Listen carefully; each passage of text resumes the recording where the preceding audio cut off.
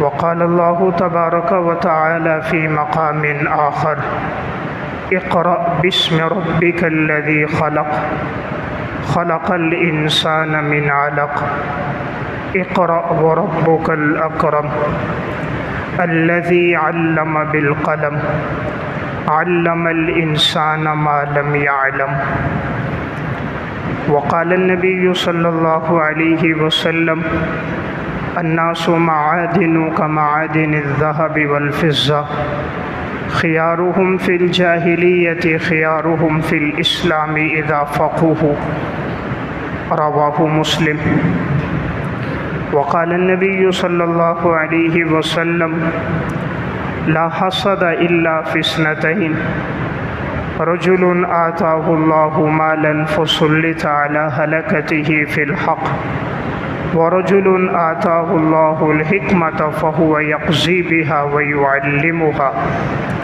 صدق اللہ العظیم۔ میرے انتہائی واجب الاحترام قابل صد احترام بھائیوں، دوستوں اور بزرگوں،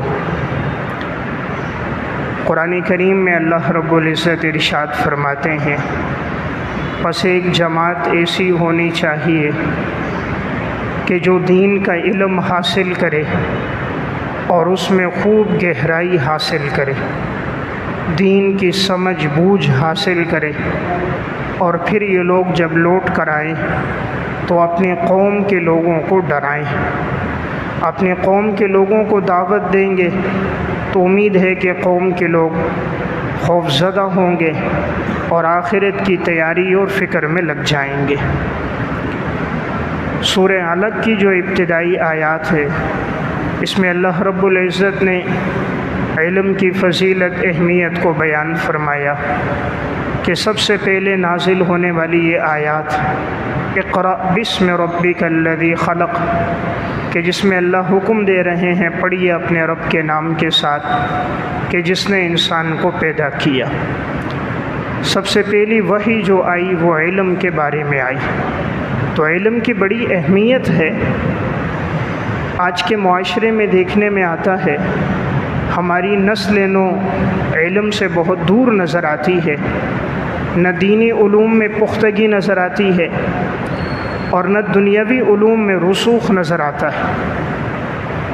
تو آخر اس کے زوال کے اسباب کیا ہیں کہ وہ علم ہمیں کیوں حاصل نہیں ہو رہا جو علم اسلاف امت کو حاصل تھا؟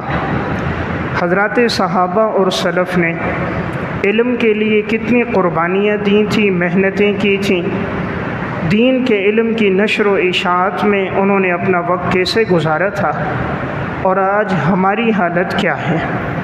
تو آج ہماری نئی نسل علم میں پختگی سے کیوں دور ہے؟ حالت یہ ہے کہ میٹرک پاس ہوتا ہے، اسے اخبار دے دیا جائے تو وہ اردو کا اخبار نہیں پڑھ سکتا۔ کیفیت یہ ہے کہ اگر اس سے کہہ دیا جائے بیٹا انگریزی میں نام اور ایڈریس لکھ دو، آپ نے انگلش میڈیم اسکول میں پڑھا ہے، اس کے لیے نام، ایڈریس، پتہ لکھنا مشکل ہو جاتا ہے۔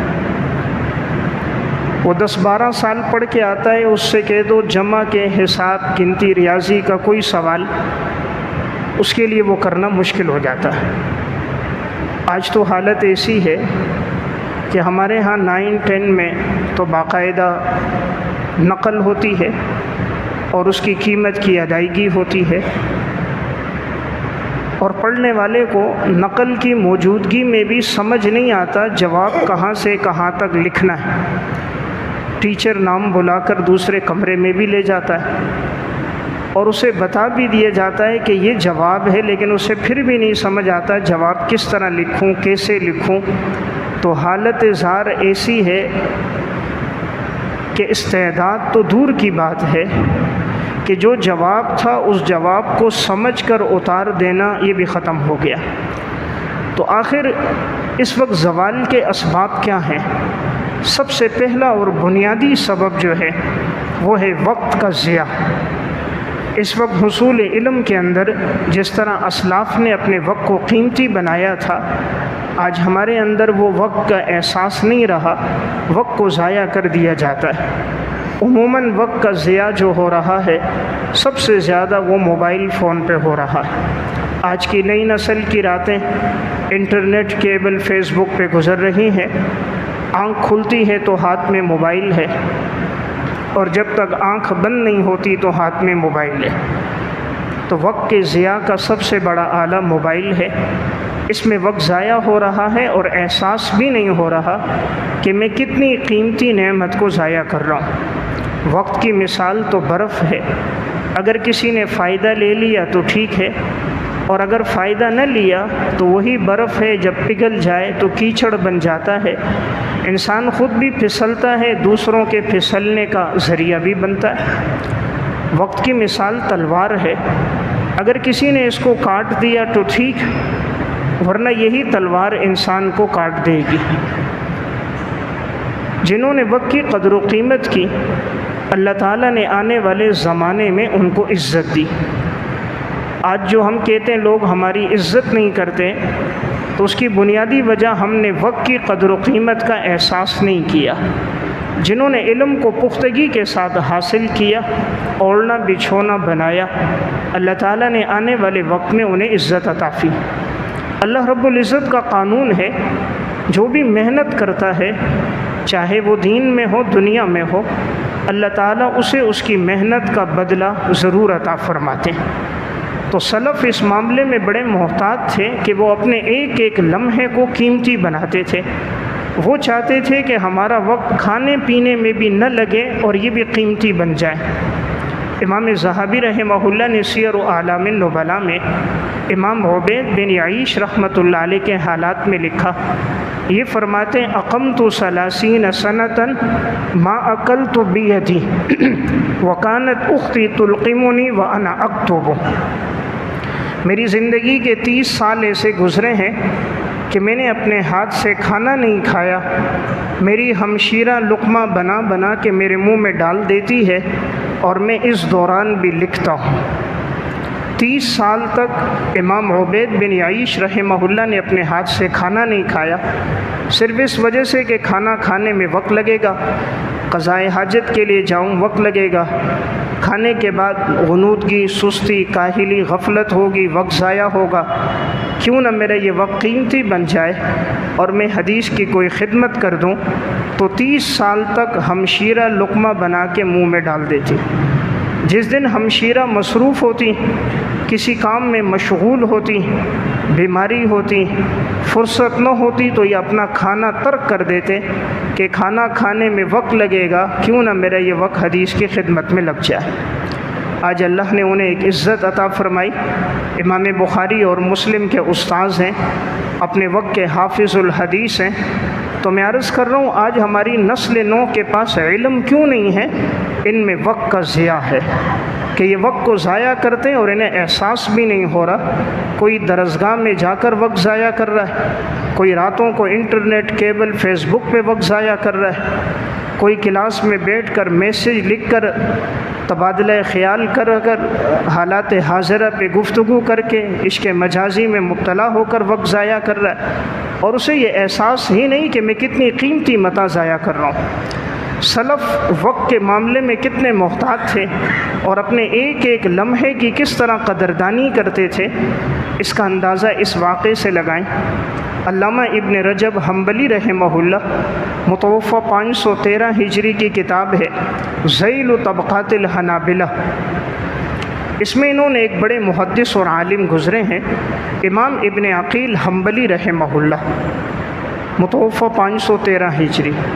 ان کے حالات میں واقعہ لکھا، ان کی عمر 80 سال سے زائد تھی، لیکن علم کا جو شوق انہیں 20 سال کی عمر میں تھا، 80 سال سے عمر زائد ہو گئی، علم کا وہ شوق اسی طرح باقی تھا۔ انہوں نے دنیا کی سب سے بڑی کتاب لکھی ہے، اس کا نام ہے الفنون۔ ابن رجب حنبلی رحمہ اللہ فرماتے تھے یہ 800 جلدوں پر مشتمل کتاب تھی، یعنی اس دور میں جب لکڑی کا قلم تھا، دیے کی روشنی تھی، چٹائیوں پر بیٹھے ہوتے تھے اور کاغذوں پر، گتوں پر، ہڈیوں پر، چمڑوں پر لکھا جاتا تھا، تو اس دور میں 800 جلدوں پہ انہوں نے الفنون نامی کتاب لکھی۔ اس کتاب کی باقی جلدیں تو تاتاریوں کے دور میں ضائع ہو گئیں۔ جب تاتاریوں کا فتنہ آیا تھا تو اس امت میں یہ بہت بڑا فتنہ تھا۔ جب یہ لوگ بغداد میں، کوفہ میں داخل ہوئے تھے تو انہوں نے اپنے لیے پل بنانے کے لیے کہ مسلمانوں نے لکڑی کے پل کاٹ دیے تھے تاکہ یہ نہر کو عبور نہ کر سکیں، تو جو مسلمانوں کے کتب خانے تھے انہوں نے وہ کتابیں لے کر دریا میں ڈال دی تھیں تاکہ ہمارے لیے راستہ بن جائے۔ تو چند ماہ تک دریا کا پانی بھی سیاہ ہو گیا تھا اس سیاہی کی وجہ سے۔ تو اس طرح انہوں نے اپنے لیے راستہ بنایا شہر میں داخل ہونے کے لیے۔ تو اس دور میں بہت سی مسلمانوں کی ہزاروں کتابیں ضائع ہو گئیں، اسی میں الفنون کی کتاب بھی ضائع ہو گئی، لیکن اس کی چند جلدیں آج بھی موجود ہیں، خصوصاً اس کی 2 جلدیں۔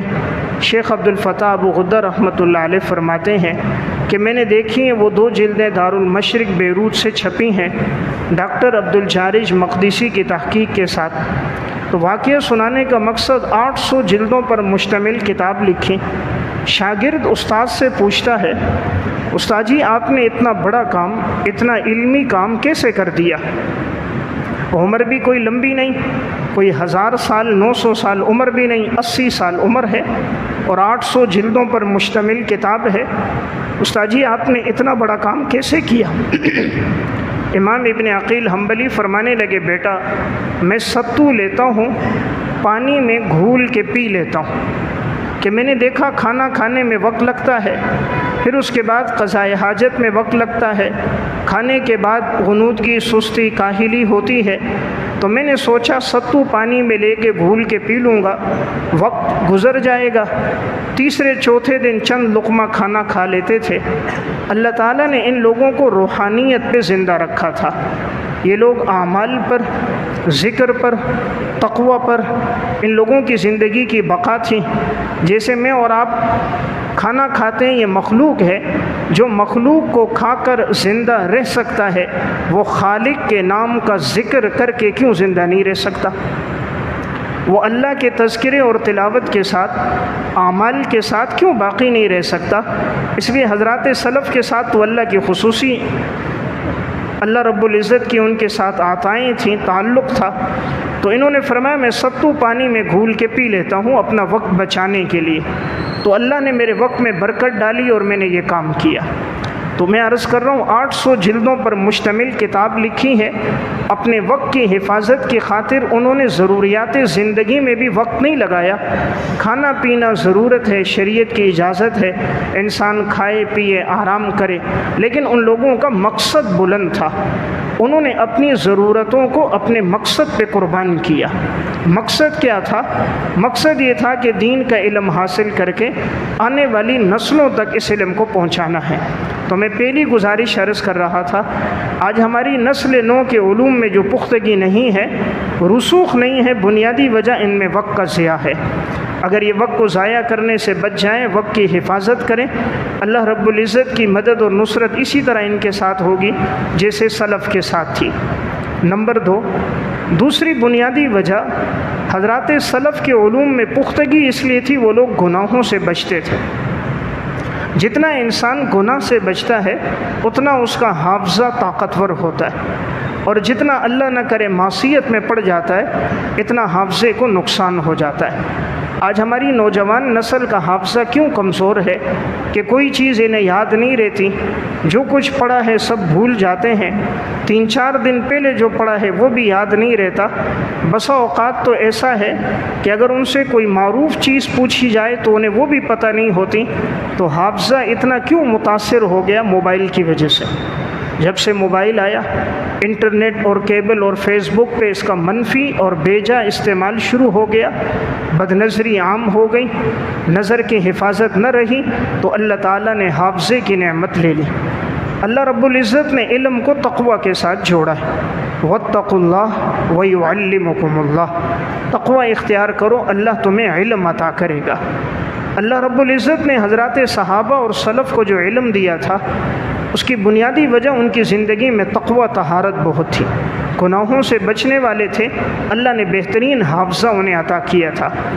جب امام مالک رحمۃ اللہ علیہ نے امام شافعی رحمہ اللہ کی ذہانت کو دیکھا تھا کہ ایک چھوٹے سے بچے اور جتنی حدیثیں سنی ہیں سب ان کو زبانی یاد ہو گئیں، تو اس وقت انہوں نے ایک جملہ کہا تھا، فرمایا یا بنی انی ارا قد القى فی قلبک نورا فلا تطفئہ بظلمۃ المعصیہ۔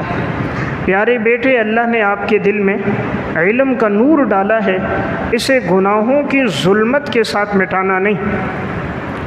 اللہ نے آپ کے دل میں علم کا نور ڈالا ہے، اسے گناہوں کی ظلمت کے ساتھ مٹانا نہیں۔ پھر امام شافعی کہتے ہیں میں گناہ سے یوں بچتا تھا جیسے کوئی زہر سے بچتا ہو۔ اللہ تعالیٰ نے ان لوگوں کو جو حافظے اتنے قوی عطا فرمائے کہ کسی کو 2 لاکھ حدیثیں یاد، کسی کو 3 لاکھ حدیثیں یاد، بنیادی وجہ ان لوگوں نے اپنے آپ کو معصیت سے بچایا۔ امام بخاری رحمہ اللہ جو 3 لاکھ حدیثوں کے حافظ ہیں، زندگی ایسی گزاری، تاریخ بغداد میں ان کے حالات میں ہے، فرماتے انی ارجو ان القى اللہ ولا يحاسبني انی اغتبت احدا۔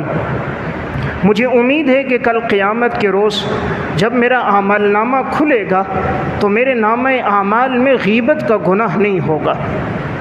63 سالہ زندگی امام بخاری کی، طویل زندگی۔ آج میں اور آپ ایک دن کے بارے میں نہیں کہہ سکتے کہ آج کے دن ہم نے کسی کی غیبت نہ کی ہو، وہ اپنی پوری زندگی کے بارے میں یقین کے ساتھ فرما رہے ہیں کہ جب کل روز محشر اللہ تعالیٰ میرے نامہ اعمال کو کھولے گا، انشاءاللہ میرے نامہ اعمال میں غیبت کا گناہ نہیں ہوگا۔ جو غیبت سے اتنا بچتا ہو تو وہ دیگر گناہوں سے کتنا بچتا ہوگا۔ پھر اللہ نے کیسا حافظہ دی امام بخاری کو، آج یہ 3 لاکھ حدیثوں کے حافظ ہیں۔ ان لوگوں کی زندگیوں میں تقویٰ تھا۔ یہی امام بخاری رحمہ اللہ نماز پڑھ رہے ہیں، نماز کے دوران کہیں سے ایک زہریلا بڑ آ گیا، کمر پہ ڈستا رہا، انہوں نے اپنی نماز نہیں توڑی، اطمینان کے ساتھ نماز پوری کی۔ پھر اپنے شاگرد سے کہا کوئی چیز مجھے ڈس رہی ہے دیکھو۔ جب انہوں نے دیکھا قمیض اٹھائی تو پوری کمر ورم ہی ورم تھا، ساری کمر سوج گئی تھی، سرخ نشانات پڑ گئے تھے۔ فرمایا استاد جی یہ تو بڑ نے آپ کو پوری کمر پہ کاٹا ہے، 15 سے زائد مقامات ہیں، آپ نے بتایا کیوں نہیں؟ نماز کیوں نہیں توڑ دی یا جلدی ختم کر لیتے؟ فرمایا بیٹا میں نے ایک سورت شروع کی تھی تو میں نے چاہا جب تک وہ مکمل نہ ہو جائے تو میں رکوع نہ کروں۔ یعنی ایسی محتاج زندگی یہ لوگ گزار کے گئے، تو اللہ رب العزت نے ان لوگوں کو پھر حافظے دیے۔ صرف عبادت نہیں، اعمال میں کتنی احتیاط تھی ان لوگوں کی۔ تاریخ بغداد میں واقعہ ہے، امام بخاری رحمۃ اللہ علیہ کو اپنے والد سے میراث میں کچھ مال ملا، تو اس میں کچھ سامان تھا، انہوں نے وہ فروخت کرنا تھا، تو انہوں نے بتا دیا، کچھ تاجر آئے، سامان دیکھا، انہوں نے اس کی قیمت لگا لی۔ امام بخاری رحمہ اللہ نے ان سے فرمایا تم بھی سوچ لو، مشورہ کر لو، اور میں بھی سوچ لیتا ہوں، مشورہ کر لیتا ہوں۔ شریعت میں 3 دن ہوتا ہے خیار شرط اس کو کہتے ہیں کہ اختیار ہوتا ہے، اگر انسان بیچنا چاہے بیچ سکتا ہے، خریدنے والے کو اختیار ہوتا ہے، لینا چاہے تو لے سکتا ہے۔ اب وہ تاجر چلے گئے، اگلے دن دوسرے تاجر آ گئے، انہوں نے دیکھا انہیں وہ مال پسند آ گیا تو انہوں نے زیادہ قیمت لگائی، زیادہ نفع لگایا کہ ہمیں دے دو۔ امام بخاری رحمہ اللہ نے انہیں مال نہیں دیا، تو کسی نے کہا حضرت موجود ہے دے دو، نفع بھی یہ زیادہ دے رہے ہیں پیلوں کی بنسبت۔ امام بخاری رحمہ اللہ نے فرمایا میں نے رات کو نیت کر لی تھی کہ میں انہی کو دوں گا، تو اب اگر میں ان کو دوں تو مجھے اپنی نیت کو توڑنا پڑے گا، اور میں یہ پسند نہیں کرتا اپنی نیت کو توڑ لوں۔ نفع زیادہ مل رہا ہے اور شریعت میں جائز ہے، کیونکہ 3 دن کا انہوں نے اپنے لیے اختیار رکھا ہوا ہے، اگر یہ اس کو نہ بیچیں کسی اور کو بیچ دیں تو شرعاً جائز ہے۔ لیکن فرماتے میں نے نیت کر لی تھی کہ میں نے ان سے معاملہ کیا، میں ان کو یہ سامان بیچوں گا، اب اگرچہ مجھے نفع زیادہ مل رہا ہے تو مجھے اپنی نیت کو توڑنا پڑتا ہے، تو میں اپنی نیت کو توڑنا مناسب نہیں سمجھتا، تو پہلے والے تاجروں کو فروخت کیا، نقصان برداشت کیا، لیکن نیت کو نہیں توڑا۔ یعنی یہ لوگ گناہ سے تو بچتے ہی تھے، حرام اور مشتبہات سے تو بچتے ہی تھے، اتنی محتاط یہ لوگ زندگی گزار کے گئے تھے۔ تو میں عرض کر رہا تھا ان کے علوم میں برکت کی ایک وجہ کہ سلف کے علوم میں تقویٰ تھا، طہارت تھی، گناہوں سے بچنے والے تھے، اس لیے اللہ تعالیٰ نے ان لوگوں کو بہترین حافظے عطا فرمائے کہ جو بات یہ لوگ سنتے ان کو یاد ہو جاتی۔ ایسے حافظے تھے امام محمد رحمۃ اللہ علیہ سمت کے وہ انسان ہیں، ایک ہفتے میں قرآن کریم حفظ کیا۔ علامہ زاہد الکوثری رحمۃ اللہ علیہ نے بلوغ الامانی فی سیرت الامام محمد بن الحسن الشیبانی میں لکھا، امام محمد رحمہ اللہ امام ابو حنیفہ کے پاس آئے، فرمایا حضرت میں آپ سے علم حاصل کرنا چاہتا ہوں۔ امام ابو حنیفہ رحمہ اللہ نے پوچھا بیٹا قرآن کے حافظ ہو؟ فرمایا حضرت حافظ تو نہیں ہوں۔ فرمایا بیٹا حفظ کر کے پھر آ جاؤ، ہمارے ہاں مسائل کا استنباط ہوتا ہے، استنباط مسائل اور استدلال بالمسائل میں سب سے اہم چیز قرآن کریم ہے، تم قرآن کریم یاد کر لو پھر آ جانا۔ امام محمد رحمہ اللہ گئے، اللہ رب العزت سے دعا کی، مولا کریم تو مجھے توفیق عطا فرما میں قرآن حفظ کر دوں۔ اگلے دن سے حفظ کرنا شروع کر دیا، حفظ کرتے رہے، دہراتے رہے۔ ایک ہفتے کے بعد امام ابو حنیفہ رحمہ اللہ کے پاس آئے، حضرت نے پوچھا بیٹا کیسے آنا ہوا؟ میں نے کہا تھا حفظ کر کے آ جاؤ۔ فرمایا الحمدللہ میں نے ایک ہفتے میں قرآن کریم حفظ کر دیا۔ تو امام محمد نے ایک ہفتے میں قرآن حفظ کیا۔ تو یہ شوق تھا، رغبت تھی، اللہ سے مانگنا تھا، تعلق تھا، تو رب العالمین نے انہیں ایسا بہترین حافظہ عطا فرمایا۔ اس امت میں ایسے لوگ بھی آئے جنہوں نے 27 دنوں میں قرآن کریم حفظ کیا۔ قاسم العلوم والخیرات علامہ قاسم نانوتوی رحمۃ اللہ علیہ حج کے سفر میں جا رہے تھے۔ اس دنوں میں جو سفر ہوتا تھا وہ کشتی میں ہوتا تھا، 2-3 ماہ لگ جاتے پھر انسان حرم پہنچتا۔ شعبان کے مہینے میں قافلہ روانہ ہوا، رمضان کا مہینہ آ گیا، اتفاق سے کشتی میں کوئی حافظ نہیں تھا، تو پہلے دن آخری صورتیں پڑھی گئیں۔ حضرت نانوتوی رحمہ اللہ فرماتے ہیں کہ میں سوچنے لگا اتنے سارے ساتھی ہیں اور حافظ کوئی نہیں، تو میں نے اللہ سے دعا کی یا اللہ مجھے توفیق عطا فرما میں دن بھر میں یاد کروں اور رات میں سناؤں۔ تو فرمایا میں دن میں یاد کرتا، کبھی 1 سپارہ، کبھی 1.25 سپارہ، اور پھر میں رات تراویح میں سناتا۔ تو 27 دنوں میں قرآن کریم حفظ بھی کر دیا اور مصلی پر سنا بھی دیا۔ تو یہ شوق تھا، پیچھے محنت تھی، تعلق تھا، اللہ سے مانگنا تھا، رب العالمین کی عطائیں ان کے ساتھ تھیں۔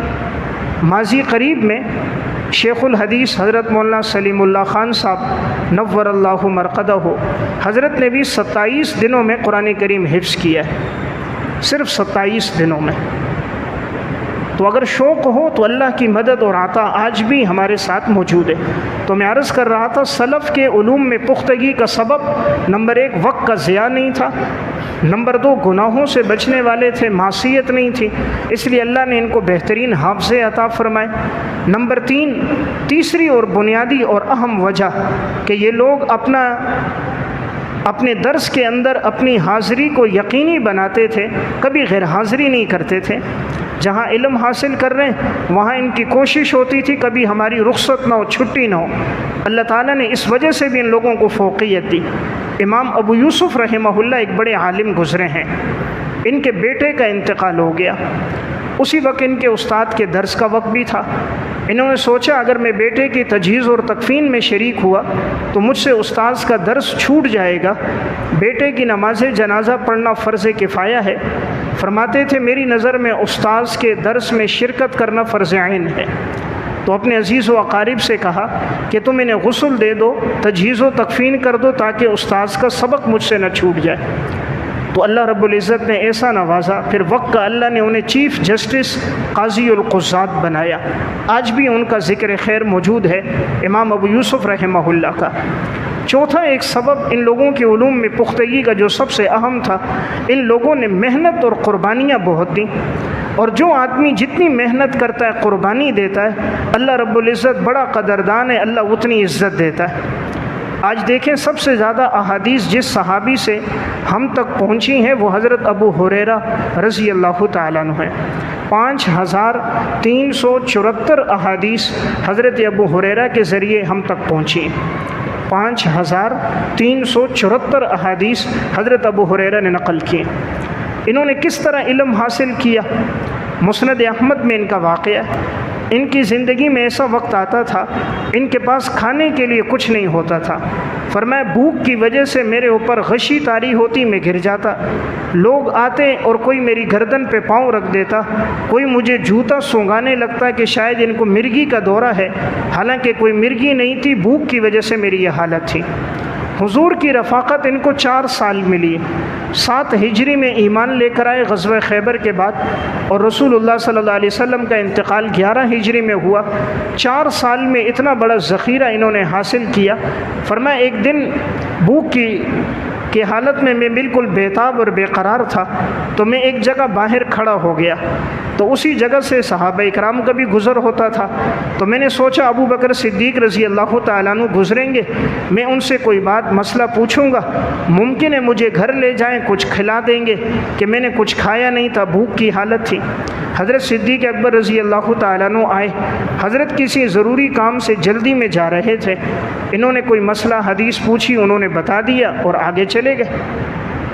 حضرت عمر رضی اللہ تعالیٰ عنہ آئے، حضرت ابو ہریرہ نے ان سے مسئلہ پوچھا، انہوں نے بھی بتا دیا، وہ بھی کہیں جلدی میں تھے، وہ بھی آگے بڑھ گئے۔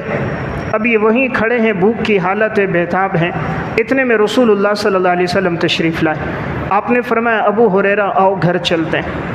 حضور گھر گئے اور گھر میں آپ نے پیغام بھیجا، کیا کھانے کے لیے کچھ ہے؟ گھر سے جواب آیا کہ صرف دودھ کا ایک پیالہ ہے جو انصار میں سے فلاں نے ہدیے میں بھیجا ہے، اس کے علاوہ گھر میں کچھ نہیں ہے۔ یہ امام الانبیاء کا گھر ہے، سرکار دو عالم صلی اللہ علیہ وسلم کا گھر ہے کہ جن کے انگلی کے اشارے پر چاند کے 2 ٹکڑے ہوئے تھے، جنہوں نے دست مبارک ڈالا تھا تو اللہ نے حدیبیہ میں انگلیوں سے پانی کے چشمے جاری کر دیے تھے، جنہوں نے خندق میں اپنا لعاب ڈالا تھا تو بکری کا چھوٹا سا بچہ تھا، 3000 صحابہ نے کھانا کھایا تھا اور اس کھانے میں کمی نہیں آئی تھی۔ جس پیغمبر نے چہرہ اٹھایا تھا تو اللہ نے بیت المقدس کی جگہ بیت اللہ کو قبلہ بنا دیا تھا، جن کے چہرے اور زلفوں اور جسم کے مختلف اعضاء کی قسمیں اللہ نے قرآن میں کھائی تھیں، جن کی رسالت کا تذکرہ بھی اللہ نے قسم کھا کر فرمایا تھا، یاسین والقرآن الحکیم انک لمن المرسلین، مجھے قرآن کی قسم میں نے آپ کو رسول بنا کر بھیجا۔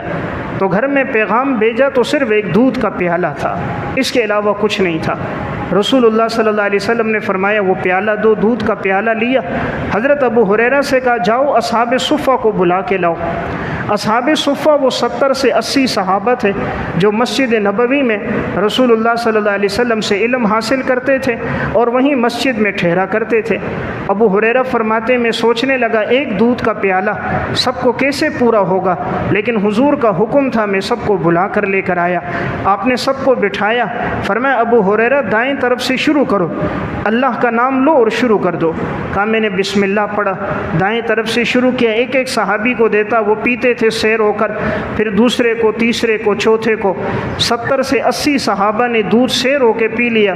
حضور نے فرمایا ابو ہریرہ تم بھی پیو، فرمایا میں نے پیا، فرمایا اور پیو، اور پیا، فرمایا اور پیو، میں نے اور پیا، فرمایا ابو ہریرہ اور پیو، فرمایا یا رسول اللہ اتنی سیرابی ہو چکی ہے کہ ناخون تک میں سیراب ہو چکا ہوں، حلق تک سیراب ہو چکا ہوں، اب گنجائش نہیں۔ رسول اللہ صلی اللہ علیہ وسلم نے وہ پیالہ لیا اور آپ نے خود دودھ نوش فرمایا تو پھر وہ دودھ ختم ہوا۔ حضور کا یہ معجزہ کہ ایک پیالہ دودھ سب کے لیے کافی ہو گیا۔ میرا واقعہ سنانے کا مقصد ابو ہریرہ کی قربانی تھی، اس قربانی کے ساتھ انہوں نے علم حاصل کیا۔ اللہ بڑا قدردان ہے، جو جتنی محنت کرتا ہے اللہ اتنی عزت دیتا ہے۔ آج اللہ نے ایسی عزت دی، حدیث کی کوئی کتاب ایسی نہیں جس میں حضرت ابو ہریرہ سے مروی حدیثیں نہ ہو، بخاری ہو یا مسلم، ترمذی ہو یا ابو داؤد، سنن نسائی ہو یا ابن ماجہ، حدیث کے ہر صفحے پہ آپ دیکھو گے جا بجا حضرت ابو ہریرہ کا نام آئے گا، عن ابی ہریرہ رضی اللہ تعالی عنہ، اور ہر جگہ نام کے ساتھ رضی اللہ تعالی عنہ، اللہ ان سے راضی ہو جائے۔ قربانی دی، اللہ نے ان کو عزت دی۔ آج ہماری نسل نو یہ تو چاہتی ہے کہ علم میں پختگی آئے، لیکن وہ قربانی دینے کے لیے، محنت کرنے کے لیے تیار نہیں۔ چاہے جو دینی علوم حاصل کر رہے ہیں، یہ دنیاوی علوم ہے، وہ جذبہ ختم ہو گیا جو اسلاف میں جذبہ تھا۔ تو میں نے عرض کیا اللہ قدردان ہے، وکان اللہ شاکرا علیما، اللہ بڑا قدردان ہے، جاننے والا ہے، ہر انسان کو عزت اس کی قربانی پہ دیتا ہے۔ آج تفسیر کا علم جو ہم تک پہنچا ہے اس میں بہت بڑی قربانی ہے عبداللہ بن عباس رضی اللہ تعالیٰ عنہ. انہیں رئیس المفسرین کہا جاتا ہے، یعنی مفسرین کے سردار. انہوں نے کس طرح علم حاصل کیا؟ المستدرک علی الصحیحین کی روایت ہے، حضرت عبداللہ بن عباس فرماتے ہیں جب میں علم حاصل کرنے کے لیے نکلتا تھا تو میں صحابہ اکرام کے دروازوں پہ جاتا اور دھوپ ہوتی، سخت دھوپ ہوتی، گرمی ہوتی، میں چادر بچھا دیتا، مٹی پہ بیٹھ جاتا دروازے کے ایک طرف ہو کر، اور میں انتظار کرتا جب وہ صحابی باہر آ جاتے. میں نے کوئی حدیث، کوئی روایت، کوئی بات پوچھنی ہوتی میں پوچھ لیتا. گرد و غبار اڑتا تھا، میرے جسم پہ پڑتا، کپڑوں پہ پڑتا، عرب کی تپتی ہوئی گرمی ہوتی، میں برداشت کرتا تھا. تو ایک انصاری نوجوان مجھے کہنے لگا عبداللہ ابن عباس سے کیا تم بھی سمجھتے ہو کوئی تم سے علم حاصل کرے گا؟ تو میں نے ان کو تو کوئی جواب نہیں دیا. پھر چند سال گزرے، جب عبداللہ ابن عباس کا حلقہ درس لگتا تھا تو سینکڑوں علماء طلبہ ہوتے تھے، ہر ایک آ کر ان سے حدیث کا، تفسیر کا، فقہ کا علم حاصل کرتا. اس وقت وہ انصاری قریب سے گزرے، فرمایا سمجھدار انسان تو یہ تھے، ہم نے تو اپنا وقت ضائع کر دیا تھا، انہوں نے وقت کو قیمتی بنایا، محنت کی، مشقت کی، ایک ایک کے دروازے پہ جا کر گرمی اور دھوپ کو برداشت کیا، چوکھٹوں پر بیٹھ کر انتظار کیا اور علم حاصل کیا. آج اللہ نے ان کو یہ عزت عطا کی. اللہ رب العزت نے عزت کو محنت سے جوڑا. آج دنیا کو کوئی بھی شعبہ ہو، اگر انسان علم کا شعبہ لے یا انسان رزق حلال میں آئے، کمائی کا شعبہ لے، اللہ نے ہر شعبے کو محنت سے جوڑا. ہماری نسل نو محنت کرنے کی عادی نہیں ہے، یہ چاہتی ہے کہ بھئی رات ہے تو صبح دولت بھی قدموں میں آ جائے، رات ہے تو صبح سارا علم بھی ہمارے پاس آ جائے. اس علم کے لیے نہ جاگنا پڑے، نہ مطالعہ کرنا پڑے، نہ محنت کرنی پڑے. مال ہے تو اس کے کمانے کے لیے پسینہ بہانا نہ پڑے. اس لیے کوئی موبائل کے ذریعے گیم کھیل کے، کوئی جوا کھیل کر، کوئی پیسہ اور مال بینکوں میں رکھ کر، کوئی دوسروں کو سود پہ دے کر، اس ذریعے سے تو مال بڑھانا چاہ رہا ہے، لیکن محنت کا جذبہ نہیں ہے. حضرات سلف کی زندگیوں میں محنت تھی. اللہ رب العزت ان کی محنتوں، قربانیوں پر ان لوگوں کو عزتیں دیتا تھا. وہ لوگ کتنی محنت کرتے تھے، جس کام میں نکلتے، جس شعبے میں نکلتے، وہ لوگ مخلص تھے. اللہ نے ان کے اخلاص پر اللہ نے ان کے لیے فیصلہ کیا. ایک بڑے محدث ہیں امام بقی ابن مخلد اندلسی رحمۃ اللہ علیہ، متوفہ 276 ہجری، سیر و اعلام النبلاء میں ان کا واقعہ ہے. یہ اندلس سے چل کر آئے تھے بغداد.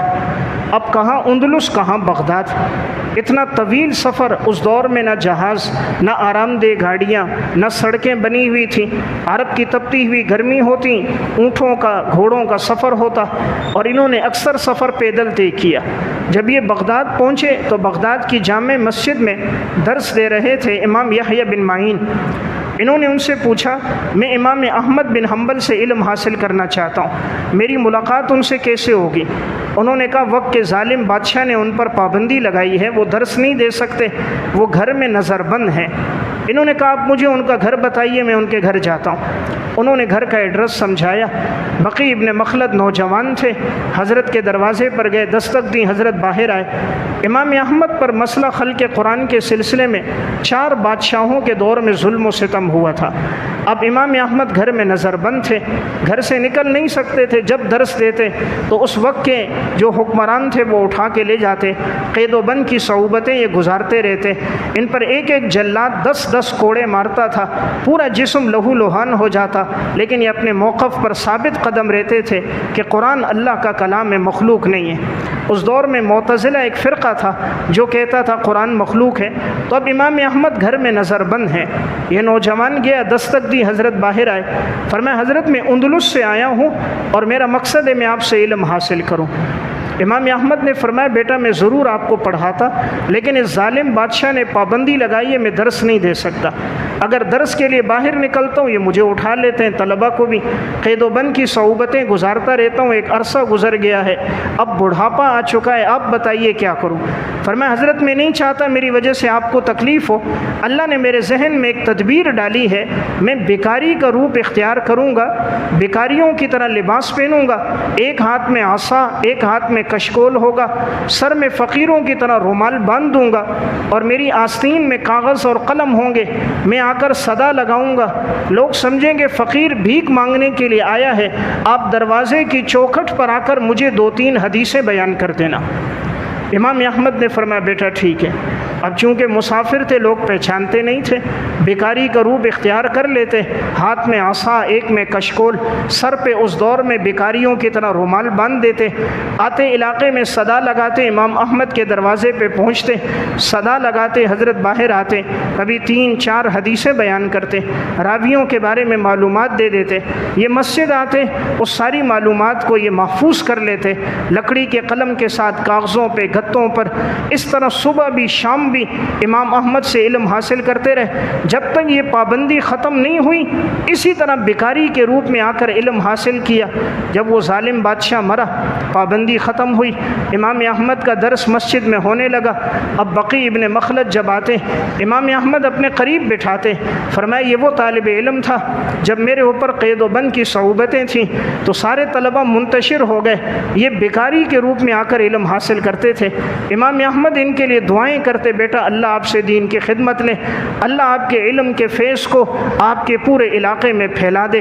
اللہ نے ایسا نوازا، آج اندلس کی تاریخ آپ پڑھو گے، جہاں جا کر حدیث کی سند ختم ہوتی ہے، جو مدار سند ہیں جن کے ذریعے اندلس میں حدیث کا زیادہ علم پھیلا ہے، وہ بقی ابن مخلد اندلسی۔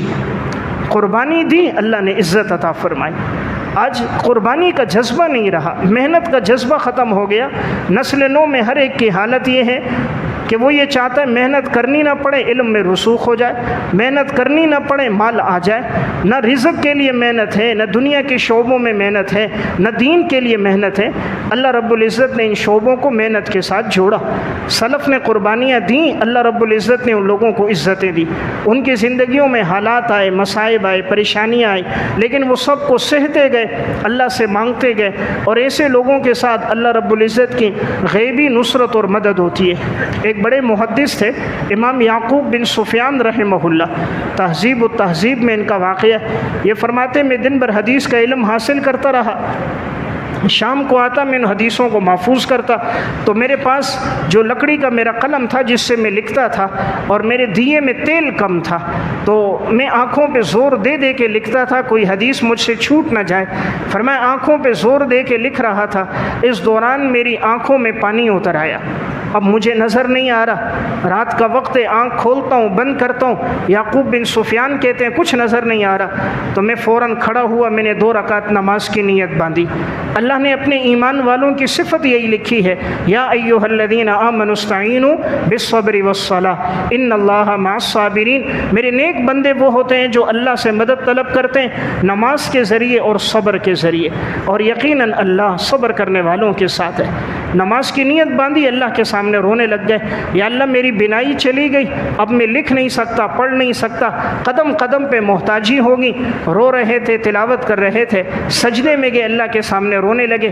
اس دوران نیند آنے لگی، کروٹ پہ سو گئے، خواب میں نبی اکرم صلی اللہ علیہ وسلم کی زیارت ہوئی۔ رسول اللہ صلی اللہ علیہ وسلم نے پوچھا امام یعقوب بن سفیان سے کیا ہوا؟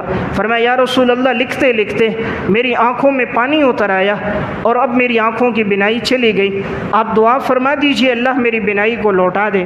حضور نے فرمایا یعقوب قریب ہو جاؤ، فرماتے میں قریب ہوا، رسول اللہ صلی اللہ علیہ وسلم نے اپنا دست مبارک میرے چہرے پر پھیرا، آنکھوں پہ پھیرا، فرمایا یعقوب اللہ کے حکم سے آنکھ کھولو، فرمایا میں نے آنکھ کھولی تو اللہ نے میری بینائی کو لوٹا دیا تھا۔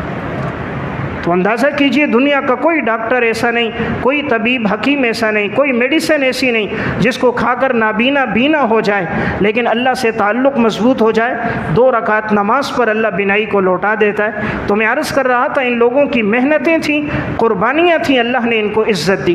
میں آخری واقعہ سنا کے بات ختم کرتا ہوں۔ ایک بہت بڑے عالم گزرے علامہ تفتزانی رحمۃ اللہ علیہ، یہ وہ عالم ہے کہ درس نظامی میں سب سے زیادہ کتابیں جن کے نصاب میں شامل ہیں وہ علامہ تفتزانی ہے۔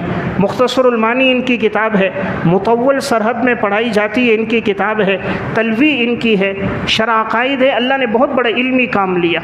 شذرات الذہب فی اخبار من ذہب میں ان کا واقعہ، یہ اتنے کن ذہن تھے، استاد جب سبق پڑھاتا ان کو سبق سمجھ نہیں آتا تھا، استاد بار بار پڑھاتا علامہ تفتزانی کو سمجھ نہ آتا، طلبہ سے تکرار کرتے پھر بھی سمجھ نہ آتا، سبق کو دہراتے پھر بھی یاد نہ رہتا، لیکن انہوں نے محنت نہیں چھوڑی، محنت کرتے رہے، پڑھتے رہے، محنت کرتے رہے۔ کہتے ہیں ایک رات میں نے خواب دیکھا، اکثر رات گزر جاتی تھی، ساری رات دہراتے رہتے، پڑھتے رہتے، ایک رات محنت کرتے کرتے سبق یاد نہیں ہو رہا تھا، تھک کر نیند آ گئی تو سو گئے۔ خواب میں دیکھتے ہیں کہ ایک ساتھی ان سے کہتا ہے تفتزانی آؤ ذرا باہر چلتے ہیں، گھومتے ہیں پھرتے ہیں تفریح کے لیے۔ یہ خواب میں ان کو کہتے ہیں یار میں کیسے باہر جاؤں، مجھے تو سبق یاد نہیں ہو رہا، تم کہہ رہے ہو تفریح کے لیے چلتے ہیں۔ کہتے ہیں میں خواب میں نہیں گیا۔ تھوڑی دیر بعد وہ پھر آیا، کہا علامہ تفتزانی سے چلو چلتے ہیں، گھومتے ہیں پھرتے ہیں۔ تو انہوں نے کہا مجھے سبق یاد نہیں، میں کیسے جاؤں؟ تو کہہ رہے میں خواب میں سبق دہرا رہا ہوں۔ تیسری مرتبہ وہ میرے پاس آیا، کہا تمہیں رسول اللہ صلی اللہ علیہ وسلم بلا رہے ہیں۔ شذرات الذہب فی اخبار من ذہب میں واقع ہے۔ علامہ تفتزانی کہتے ہیں میں خواب میں ایک دم اٹھتا ہوں، دوڑتا ہوا باہر نکلتا ہوں، کیا دیکھتا ہوں سامنے ایک باغ ہے، باغ میں درخت ہیں، خوبصورت درخت کے نیچے رسول اللہ صلی اللہ علیہ وسلم بیٹھے، حضرت ابو بکر، عمر، حضرت عثمان و علی رضی اللہ تعالیٰ عنہم، دیگر صحابہ تشریف فرما ہے۔ علامہ تفتزانی سامنے جا کر دو زانو ہو کر بیٹھ گئے۔ رسول اللہ صلی اللہ علیہ وسلم نے فرمایا تفتزانی ہم تجھے بلا رہے ہیں تو نہیں آ رہا؟ فرمایا یا رسول اللہ مجھے نہیں پتا تھا آپ بلا رہے ہیں، ساتھی نے تو مجھے کہا تفریح کے لیے جائیں، مجھے سبق یاد نہیں ہوتا، میں محنت بڑی کرتا ہوں، دہراتا رہتا ہوں، ساری رات پڑھتا ہوں، سبق سمجھ نہیں آتا، کلاس میں دہراتا ہوں نہیں سمجھ آتا، یا رسول اللہ آپ میرے لیے دعا کر دیجئے۔ نبی اکرم صلی اللہ علیہ وسلم نے فرمایا افتح فمک، تفتزانی اپنا منہ کھولو۔ علامہ تفتزانی کہتے میں نے اپنا منہ کھولا، امام الانبیاء صلی اللہ علیہ وسلم نے اپنا لعاب دہن میرے منہ میں ڈالا، فرمایا جیسے لعاب ڈالا میری آنکھ کھل گئی۔ اگلے دن جب سبق میں آئے، استاد سبق پڑھاتا ہے، علامہ تفتزانی اشکال کرتے ہیں، استاد جواب دیتا پھر اعتراض کرتے ہیں، جواب دیتا پھر اشکال۔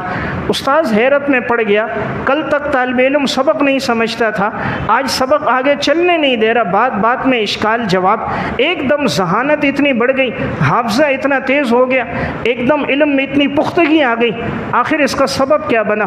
قریب بلایا، بیٹا کیا بات ہے، کل تک تم سمجھتے نہیں تھے، دوہرا کے میں تھک جاتا، آج ماشاءاللہ ذہانت اتنی بڑھ گئی، پیچھے سبب کیا ہے؟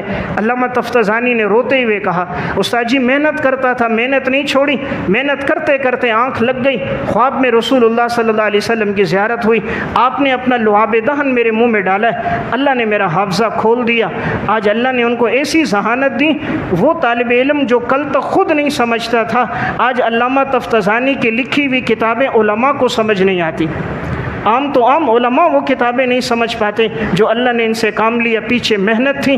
تو میں ایک بات عرض کر رہا تھا، اسلاف کے علوم میں پختگی کا سبب ان کی محنت، قربانیاں تھیں۔